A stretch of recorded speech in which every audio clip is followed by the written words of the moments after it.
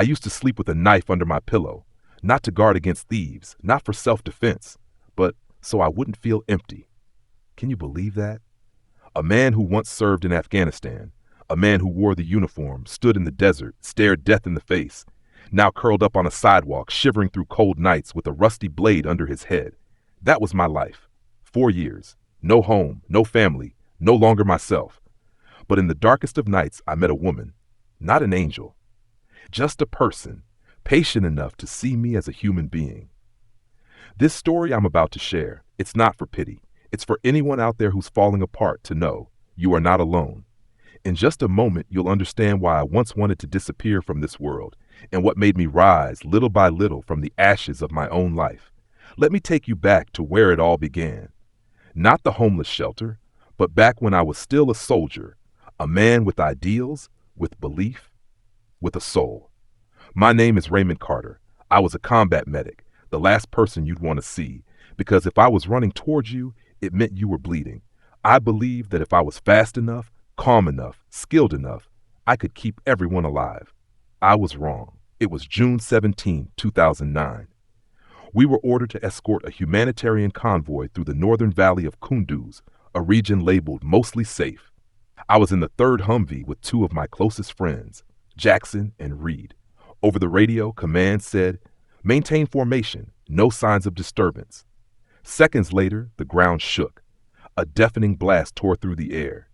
The lead vehicle was ripped in half by an IED, thick smoke. Then gunfire erupted from the hillside. I jumped out of the vehicle, blood pounding in my ears, running toward the wounded. Reed had been shot. He was lying on his side, half his leg blown off, eyes wide open. I slid down next to him, my hands shaking as I tried to stop the bleeding from his femoral artery. "Hold on. Reed, don't fall asleep. Look at me," he whispered. "Doc, save me." I clamped the wound, injected morphine, called for a medevac, but nothing helped. The blood kept pouring like a river. Then Jackson was hit by shrapnel right behind me. I turned to see him convulsing.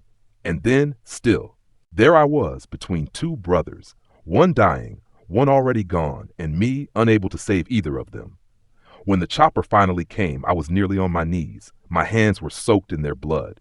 My shirt clung to my back with sweat and dust. I felt nothing, just a black hole inside. People called me a hero that day, but I knew I had failed.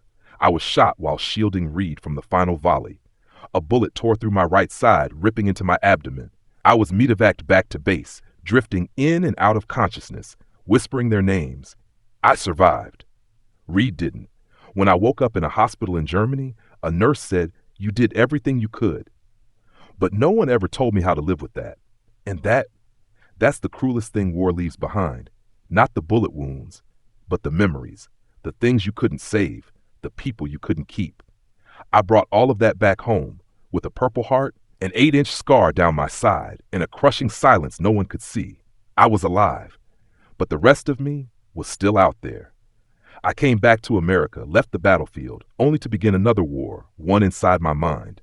And in a moment I'll tell you how I brought the war home and hurt the very people I loved most. I returned to the States to a tearful hug from my mom and a distant look from my own wife. "Are you okay?" she asked. I nodded, but the truth was, I didn't know. During the day, I looked fine.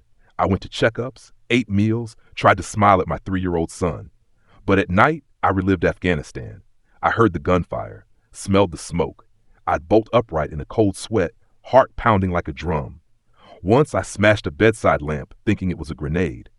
Another time, my wife gently touched my shoulder while I dozed off, and I reacted like I was under attack. I didn't hurt her, but the look in her eyes that night told me, this man is no longer my husband. I stopped talking. I hated noise, hated the TV, hated the sound of my own voice in the mirror. I slept with the lights on. Then eventually, I stopped sleeping altogether. I started drinking, a lot, just to quiet the screaming in my head, just to dull how much I hated myself. My wife tried.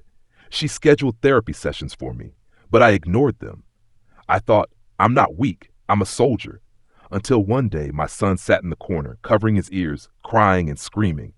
"Daddy, stop yelling. I'm scared." I froze. That was the moment I realized I had become the very nightmare I was trying to escape. I didn't lose my family because of the war. I lost them because I brought the war home with me. No one taught me how to be a husband again, how to be a father. I was only taught how to survive, not how to live. So when my wife handed me the divorce papers, I didn't fight it. I thought, she deserves a life without me in it. I walked out of our small house on a chilly autumn afternoon, carrying nothing but a backpack, an empty bottle, and a folding knife I kept under my pillow every night, not for protection, but to remind myself I could still feel something. You know, war doesn't always kill you with bullets. Sometimes it kills you with silence. It waits for you at home and crushes you from the inside. I had nothing, no family, no home, no purpose. That's when my 4-year journey on the streets began, sleeping in parks, avoiding people's eyes. What would you think if you saw a man sleeping on the sidewalk wrapped in a worn-out blanket with a folding knife beside him? You might walk past, you might think, just another drunk. But you'd never know. He once wore a uniform. He once ran through gunfire to save his brothers, and he once desperately wanted to die. I was that man. After the divorce, I had nowhere to go. And honestly, I didn't want to go anywhere. I felt like a ghost, invisible, worthless, unworthy of living. At first, I slept in my old pickup truck. When it broke down, I sold it for $300 and started wandering the city. I didn't talk to anyone. I avoided eye contact. I slept behind supermarkets, stopped by churches just to get a hot meal. Every morning, I woke up hoping the sun wouldn't rise. Some nights, I slept by the riverbank. The cold wind pierced my skin like needles. I curled up in my old military jacket, holding that knife like it was the last piece of myself I had left. I once stood on a bridge at midnight. The wind was howling. I looked down into the pitch-black water and thought, if I jump, would anyone even notice? But I didn't jump, not because I was afraid to die, but because I had gotten used to living in pain.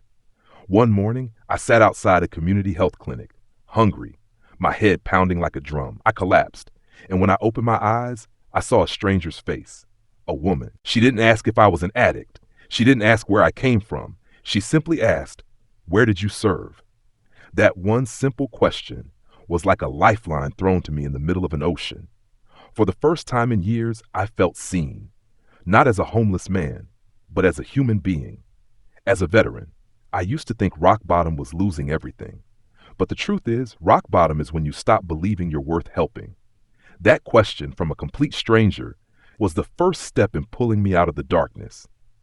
And that woman, Linda, she didn't just rescue me from the streets. She taught me how to breathe again, like a human being. Some people walk into your life and then disappear. Others show up for just a few minutes, but leave a mark that lasts a lifetime.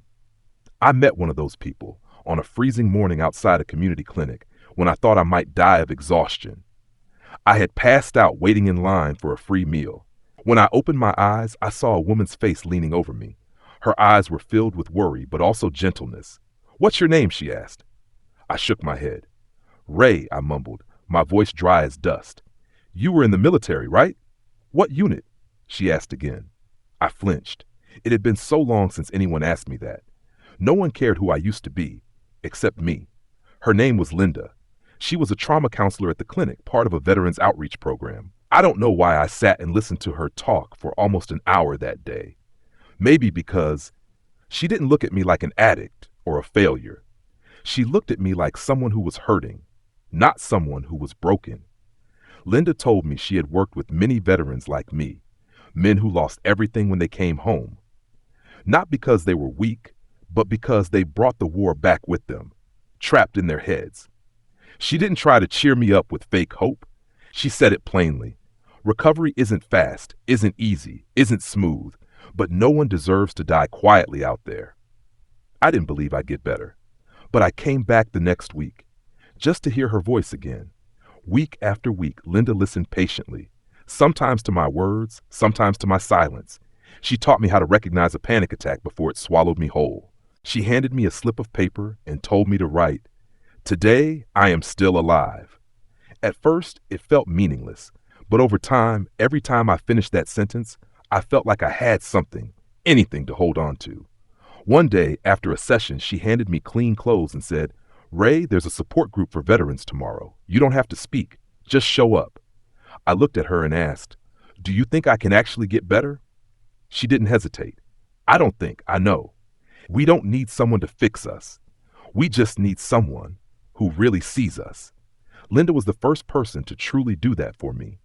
And the strange thing is, from that moment on, I started wanting to save myself. I didn't heal overnight. Sometimes I still jolted awake from nightmares, my hand reaching for the knife under my pillow. But slowly, I started learning everything again: how to breathe, how to trust, how to live. I had been trained to survive bullets and bombs, but no one ever taught me how to live in a normal world again. Linda was right. Recovery isn't easy. It's not like pulling a bullet out of your body. It's more like picking up the shattered pieces of your soul and trying to put them back together yourself. In the first few group sessions, I didn't say a word. I just sat there, fists clenched, eyes on the floor. But when I heard another vet talk about how his nightmares made him smash his bedroom window, I felt something shift. I realized I wasn't alone. I started talking. At first, just a few words. Then the memories came pouring in. I told them about Reed, about the last time I heard his voice, about the look in my son's eyes when I lost control, and about the folding knife I kept under my pillow, a twisted form of comfort. Linda taught me to place my hand on my chest during a panic attack and whisper, "Ray, you're here. You're not on the battlefield." At first, I thought it was ridiculous, but one night, when the panic hit like a tidal wave, I tried it. I placed my hand on my chest. I breathed. I didn't jump up. I made it through the nightmare without the knife. I still lived in a shelter, but I started helping other vets. I wasn't a doctor. I had no credentials, but I had something they understood. I had stood exactly where they were standing, and I had come back. I sat with them through their first sessions, stayed quiet when they couldn't speak, put a hand on their shoulder when they cried for reasons they didn't understand. Little by little, I relearned how to be human, not Doc Ray from the battlefield, just Ray. Still scarred, but learning how to live with the scars. Healing isn't about erasing the past. It's about learning to live with it without drowning in it. And sometimes the best way to heal is to help someone else begin their healing.